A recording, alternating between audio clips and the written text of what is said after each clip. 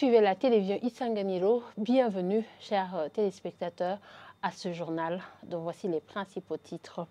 L'Office burundais des recettes, l'Office burundais des recettes annonce qu'il a collecté 165 milliards de francs bourgs comme recette du mois d'octobre en marge du lancement des activités liées à la célébration de la journée du contribuable. Le commissaire général de l'Office burundais appelle les contribuables à promouvoir la télédéclaration. Vous aurez plus de détails au cours de ce journal.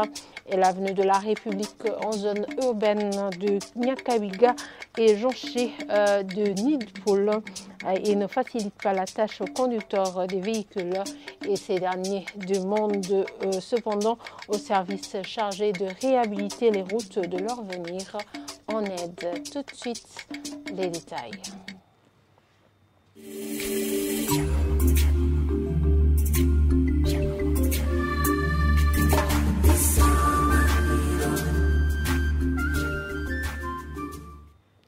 Page économique pour ouvrir ce journal. Le chef de l'État burundais, Evariste Ndayishimiye, demande aux investisseurs qui ont participé au forum Umudinga Day d'élaborer ensemble les plans de développement et il les a exhortés de bien contrôler ce qu'ils font dans les domaines de l'agriculture, des mines et du tourisme en vue de soutenir un développement durable du pays. Le chef de l'État burundais l'a dit ce mardi lors de la clôture des activités du Forum national du secteur privé dénommé Umudinga Day. Suivez-le. Au centre de Rossi, dans la fourniture des équipements, mais je crois que les équipements ne suffiront pas parce qu'on aura besoin aussi des ateliers, des laboratoires, des exercices. Donc, je voudrais aussi, si pour pouvoir appuyer les débutants, il faut renforcer leurs capacités et leurs performances. Dans ce cadre qu'on a créé ce centre de Rousse, que nous continuons aussi parce que notre vision, c'est avoir au moins 5 pour les 5 régions. Je remercie la France aussi. La République française nous a promis aussi de construire un autre centre à Tchambouzo. Et ce centre va servir les jeunes de l'Est, l'Ouest, le Nord et le Sud. Nous avons des jeunes qui ont initié une petite coopérative pour la protection de l'environnement. Ici, j'ai vu le jeune Jado qui initie des initiatives pour la protection de l'environnement. Nous avons des entreprises aussi qui sont en train de voir comment faire la substitution du bois de chauffage en transformant la tourbe en charbon. Je vous le disais en titre des usagers de l'avenue de la République, nous sommes en zone urbaine de Nyakabiga, déplore son état actuel.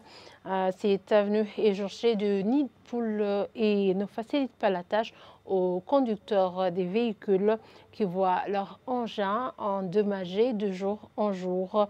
Ils demandent cependant aux services chargés de réhabiliter les routes de se souvenir de cette avenue. Cela étant, le chef de zone Nyakabiga tranquillise ses dirigés et les appelle à la retenue. Le point avec Evariste Ndikowanyana. Cette avenue, dénommée Avenue de la République, sépare les quartiers Nyakabiga 2 et Nyakabiga 3. Cette avenue est jonchée de nids de poules, des nids qui endommagent les véhicules selon leurs conducteurs. Les problèmes sont énormes. Nous conduisons dans une route délabrée. Ces nids de poules endommagent nos véhicules, surtout les amortisseurs. On dirait qu'ils ne sont pas en ville. Ce ne sont pas uniquement ces conducteurs de véhicules qui s'indignent. À cela s'ajoutent les piétons qui se voient éclaboussés par les véhicules qui passent à grande vitesse. Ce ne sont pas uniquement ceux qui roulent leurs véhicules qui ont des problèmes suite à cette avenue. Les piétons se voient éclaboussés par les véhicules qui passent à grande vitesse car ces nids de poules sont pleins de flaques d'eau en cette période pluvieuse. Ceux-là qui conduisent des véhicules à travers cette avenue dite de la République disent ne pas comprendre l'utilité des impôts dites de redevances qu'ils paient chaque année et demandent que cette dernière soit réhabilitée. Nous payons la taxe annuelle dite redevance routière de 50 000 francs et si quelqu'un accuse le retard, doit en avoir une amende de 25 000 pour faire 115 000 francs burundais. Nous sommes sidérés de voir que les routes ne sont pas entretenues. Il faut que ceux qui sont concernés par la voirie se ressaisissent pour faire ce qu'ils devraient faire. Il ne faut pas qu'ils disent une chose et son contraire. Nous tranquillisons d'abord la population et nous demandons à cette dernière d'utiliser de patience en attendant que ceux qui avaient entamé les travaux de réhabilitation de cette avenue reviennent encore pour reprendre ces travaux. Le chef de zone Nyakabiga dit comprendre les doléances de sa population et appelle à la retenue. Gervais de Kougayo a de l'espoir que les travaux de réhabilitation de cette avenue qui avaient commencé et suspendu après quelques jours vont bientôt reprendre.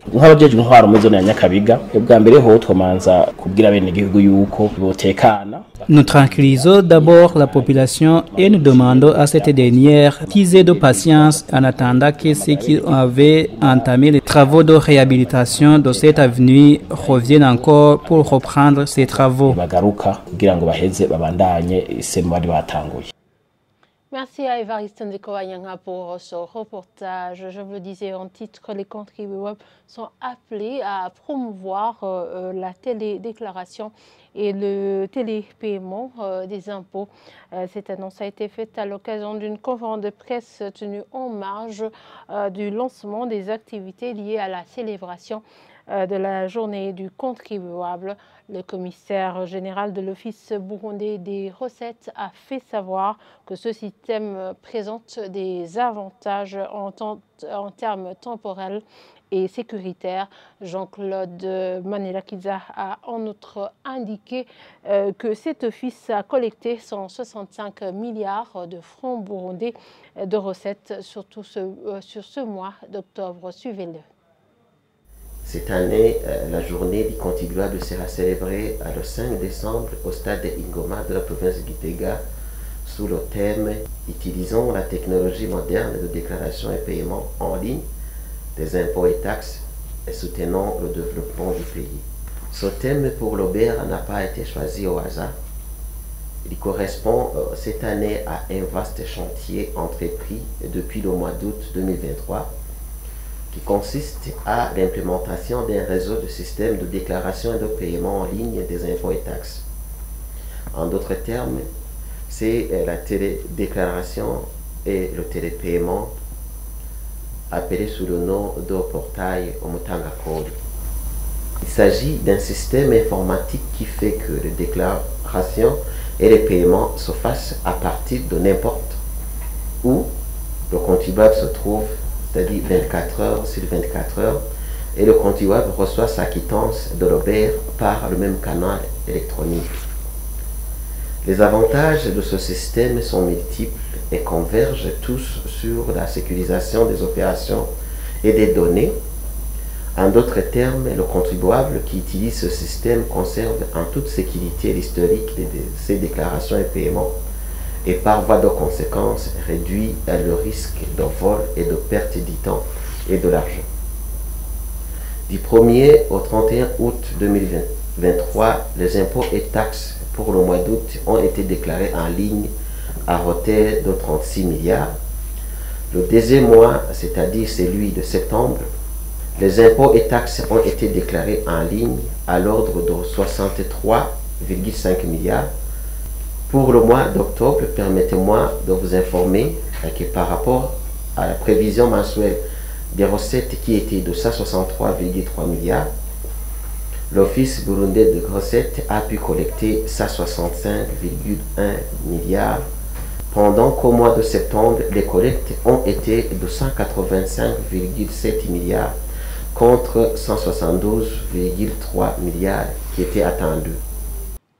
Page Société pour continuer avec ce journal. 63 enfants ont été abandonnés par leurs parents, selon les données fournies par la Fédération nationale des associations engagées dans le domaine de l'enfance, FENADEB.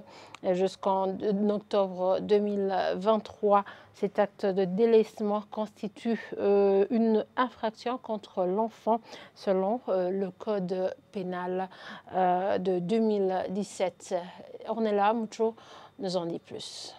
L'article 536 du Code pénal de 2017 stipule que ceux qui ont fait exposer, délaissé ou fait délaisser un enfant ou un incapable hors de se protéger lui-même à raison de son état physique ou mental sont punis de 2 mois à 1 an de servitude pénale et d'une amende de 20 000 francs burundais si le fait a eu lieu dans un endroit non solitaire et d'1 an à 3 ans de servitude pénale et d'une amende de 50 000 francs burundais si le fait a eu lieu dans un endroit solitaire. Ces peines sont portées au double si les coupables sont des ascendants ou sont légalement chargés de la garde de l'enfant ou de l'incapable si l'exposition ou le délaissement a entraîné une mutilation. Ceux qui ont délaissé un enfant ou un incapable hors de se protéger lui-même sont punis d'une servitude pénale de 10 ans. Une autre chose à souligner est que le coupable est puni de 20 ans de servitude pénale si l'exposition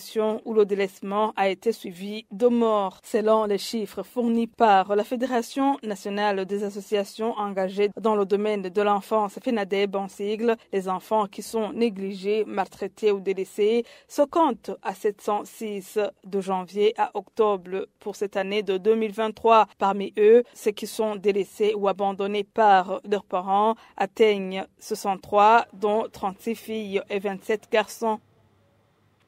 En international, libération de 33 Palestiniens pris en otage par le Hamas ce mardi. Selon Africa News, cette énième libération porte à 150 le nombre de libérés de Palestiniens depuis l'arrêt des combats dans la bande de Gaza. Images et commentaires. L'administration pénitentiaire en Israël a annoncé très tôt ce mardi la libération de 33 prisonniers palestiniens. Tous ont été libérés dans la nuit dans le cadre de la prolongation de 2 jours de la trêve entre Israël et le Hamas. Cette énième libération porte à 150 le nombre de Palestiniens libérés par Israël depuis l'arrêt des combats dans la bande de Gaza. 19 autres otages, en grande partie des travailleurs étrangers en Israël, ont été libérés par le Hamas en dehors du cadre de cet accord. Par ailleurs, de nouveaux otages aux mains du Hamas doivent être libérés mardi en échange. Le gouvernement israélien a reçu la liste de 10 otages devant être libérés dans la journée. L'accord de trêve négocié sous l'égide du Qatar avec l'appui de l'Égypte a permis jusqu'à présent la libération de 50 otages détenus à Gaza depuis le 7 octobre. Cette pause des combats doit permettre en parallèle l'entrée de nouveaux camions d'aide humanitaire dans la bande de Gaza. Et voilà, c'est ici que nous clôturons ce journal. Merci de nous avoir suivis et très bonne suite de programme sur la télévision Isanganiro.